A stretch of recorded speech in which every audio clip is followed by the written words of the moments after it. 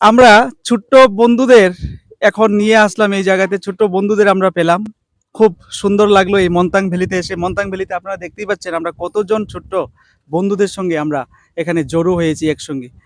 আমরা ওদের সঙ্গে কথা বলবো, ওদের প্রতিক্রিয়া জানবো এই মন্তাং ভ্যালিতে। আচ্ছা নরখাই এই ব জায়গানি ভাই সারি গঙ্গানগর বিয়াং দিকে সূর্যমণি নরক সাইসুম দা ফাইকা না নরক নি লগে কেউ ফাইকা দা ভাই তঙ্গ কয়জন নরক ভাই ওর